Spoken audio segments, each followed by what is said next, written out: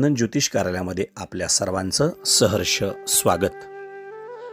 18 October रोजी धनत्रयोदशी हा दिवाळीतील अत्यंत महत्त्वाचा दिवस आहे। धन व आरोग्य याचे मिलन असलेल्या धनत्रयोदशी या दिवशी आपण विशेष काय काय करू शकतो हे आपण जाणून घेऊयात। प्रथमतः जसं आपण लक्ष्मीपूजन करतो त्याप्रमाणे संध्याकाळच्या वेळेस जागा स्वच्छ करून चौरंग किंवा पाट मांडून त्यावरती आपल्या घरात असणारे धन, जे काही दागिने असतील, नाणी असतील, घरातील पैसे असेल त्यांचे विधिवत पूजा करायची। त्याचा विशेष नैवेद्य आहे धने व गूळ।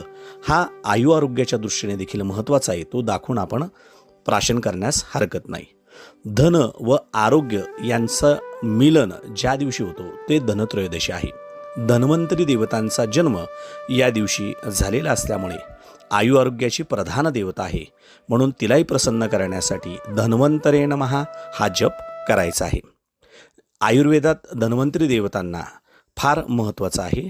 या दिवशी आपले डॉक्टर लोक आपल्या घरामध्ये धन्वंतरीची पूजा करतात, होम हवन देखील संपन्न करतात।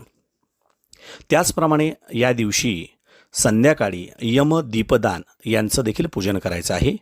घरामध्ये कणकेचा दिवा घ्यायचा आहे, एका कागदावरती थोडे गहू व गव्हाच्या पिठापासून तयार केलेला दिवा, त्यामध्ये काळी वात विशेष लावून यमाची प्रार्थना करायची की आमच्या घरामध्ये अकाली मृत्यू कोणाला येऊ नये अशी प्रार्थना करून दक्षिणेला तोंड करून हा दिवा लावल्यास यमदेवतांचं देखील आपल्यावरती कृपादृष्टी लाभते।